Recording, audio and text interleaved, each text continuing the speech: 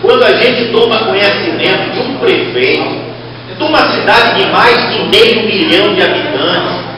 que ganhou um mandato de presente e que nós estamos denunciando nesta casa constantemente os desmandos administrativos, isto daqui é a prova e a certeza da incompetência administrativa. Porque quando nós denunciamos que o prefeito foi uma das pessoas que participou daquele episódio do Subaé Brasil, que poderia ser o título, como teve o assalto do Banco Central, o assalto do Subaé Brasil, quando nós aqui denunciamos que a prefeitura fez um contrato de 4 milhões de reais para a manutenção de sinaleiras, quando nós aqui denunciamos que a prefeitura pagou 350 mil pelo conserto de apenas uma sala de aula, quando nós aqui denunciamos que a Prefeitura de Feira de Santana paga quase R$1 milhão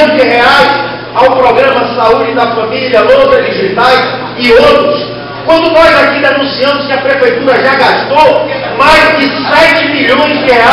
com compras de bebedouros, quando nós aqui denunciamos que a Prefeitura pagou quase 8 milhões ao livro do menino Maluquinho do Ziraldo, aqui está a prova da incompetência administrativa. 4% o prefeito tem das pesquisas. Senhores vereadores, vossas excelências ainda estão em tempo de não embarcarem nesta canoa furada, na expressão popular, nessa viagem sem volta, que é o suicídio político deste homem que está arrasando a cidade de Feira de Santana, que chama-se Tarcísio Suzarte Mascarenhas.